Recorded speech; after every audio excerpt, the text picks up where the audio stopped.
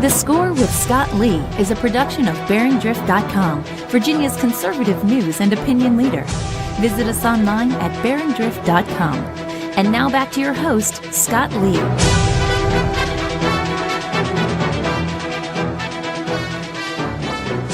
Don't worry. I will get to the $288 million on ammunition for Afghan National Police. That's a pretty important story.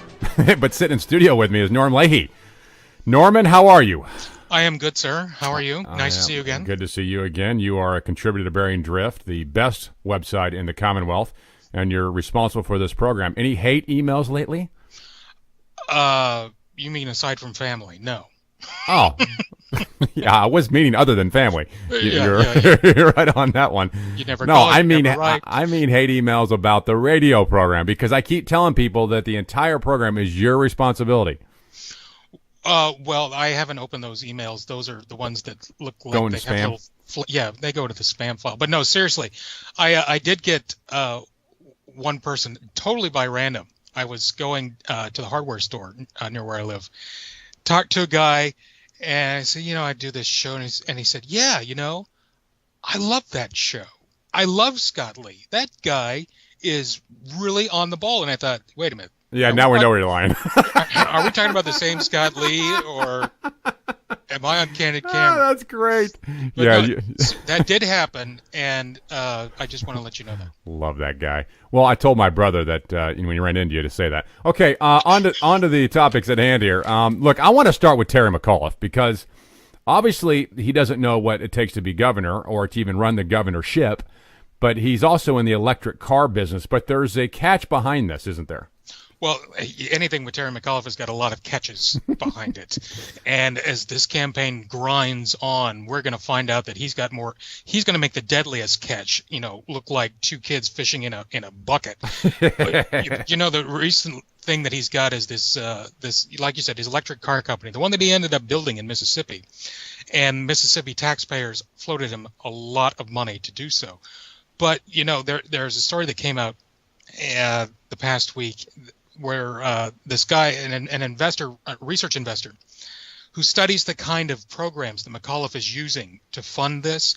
It's a weird program. It's a federally funded program where people who are foreign nationals can invest up to $500,000 in an American company, and if they do so, they can then get visas. They can get citizenship for themselves and their families. Now, this program sounds like a bribe. Well, sounds like hey, I'll tell you what, I give you $500,000, you give me a visa, give me a citizenship. Deal, done. Well, Go ahead. I'm sorry, I didn't mean to interrupt you.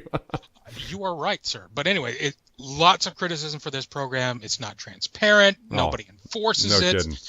And I mean, like everything else in federal government, but that's another story too. Yeah, it's just money. Who cares? But this researcher, this Michael Gibson, he was interviewed for this article on the Watchdog.org site, and his conclusion basically was not only is McAuliffe's company a really bad fit for this, but the way it's set up and the way he's trying to fund it, he said it's really a fraud. That's a quote from the story, the quote from this guy. He says it was a very poorly conceived project, extremely problematic. He even called it, the project is a fantasy.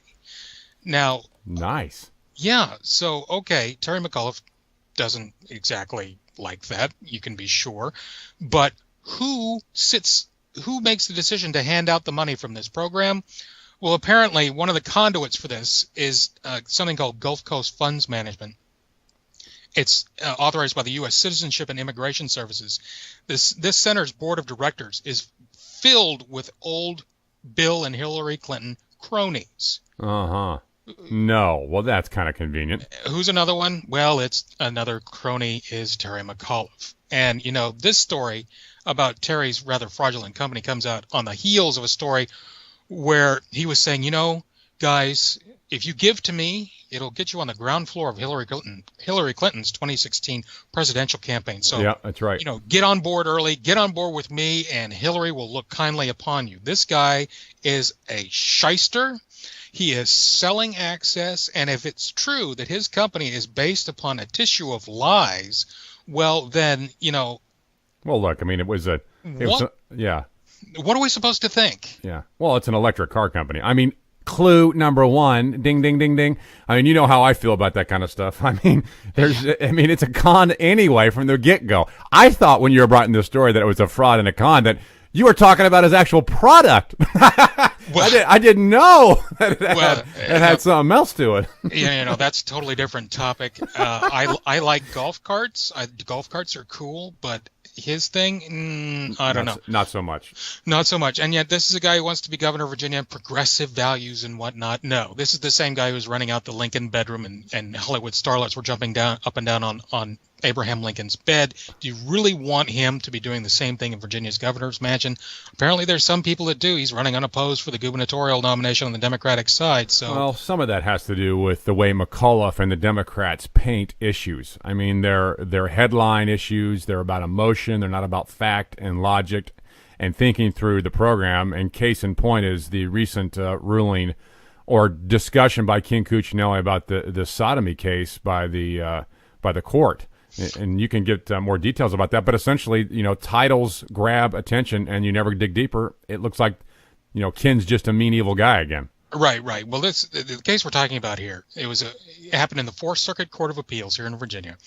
The court, by a 2-1 ruling, overturned Virginia's sodomy law, which is, yep. We know what it is. Some people, yeah, I'm not going any further than that. But in this case, it was a man, I think he's a 47-year-old man who was soliciting sex from a 17-year-old girl. And this guy apparently had some other problems, sexual offenses in his past. Shock me. Once upon a time, people would have said this was the delinquency of a minor and whatnot.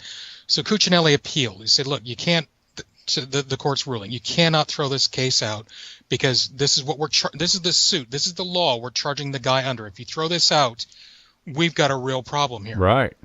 And, it was immediately, well, the Cuccinelli campaign released a statement. It said it's sad and unfortunate day. It's always a sad and unfortunate. The Democrats attacked someone for protecting children from sexual predators. This case is about prosecuting a 47-year-old man who solicited sexual acts from a 17-year-old girl. And what really got Cuccinelli was that McAuliffe, the Democrats, everybody else leapt on this and said, oh, well, Ken Cuccinelli just wants this law back on the books because he hates gay people. Oh, my gosh. It's not because I can't deal with it. It's not because of that kind of stuff. No, and you were right. It's about the headline, not the specifics of the case. And the Cuccinelli campaign went on to say it's appalling that McAuliffe and his cronies would stoop this low. And the thing is, that's the only statement. That was the length of the statement right there. It was short. It was terse. It was angry. Yeah, and it should be. I mean, sometimes you don't need to respond with a lengthy response other than to say, come on, it's ridiculous. And in this case, it truly is. I mean, they're going to use everything now to paint it in such a way that somehow Cuccinelli's bigoted and homophobe. I mean, some crazy guy. Oh, they call him Crazy Ken. But, I mean, it's just laughable. And at some point, our listeners and people who pay attention to BearingDrift.com, pay attention to politics, need to dig deeper than the headlines and find out that what the truth is, especially in this case. Well, and then this is an important case because let's think of it this way, too. There are a lot of sexual predators in jail right now who, if this ruling stands, might have grounds to appeal their convictions. Well, even another reason why I'm in favor of what Ken's doing here. That's crazy. Right. I mean, is that something that we want? Is that something that Democrats are for? Are Democrats now in favor of Yes. Yes. I was trying to think of a way to say that. I just want to say yes. They are in favor of everything like that. And here's the other thing is that somebody told me, how come we're talking about, this kind of job when we should be talking about jobs? Yeah. We should be talking about jobs, the economy, making sure that people have enough food on the table, that kind of thing. Instead, Democrats are doing and inventing this kind of stuff. Well, it really is appalling. They are truly the new moral majority. And coming up in 4 minutes, I'll share with you another headline, simply 2 words, Planned Parenthood, and why the Democrats think they are all about the health of women, and they're truly not either. So we'll cover that too, Norm. Thanks for your time, man. Appreciate you. All right. Thanks, Scott. All right, buddy. Take care. Now get out of my studio. All right, Scott. That's Norm Leahy, contributor, BearingDrift.com, and producer of this program. Stay tuned for more of The Score with your host, Scott Lee, after a brief message from our sponsors.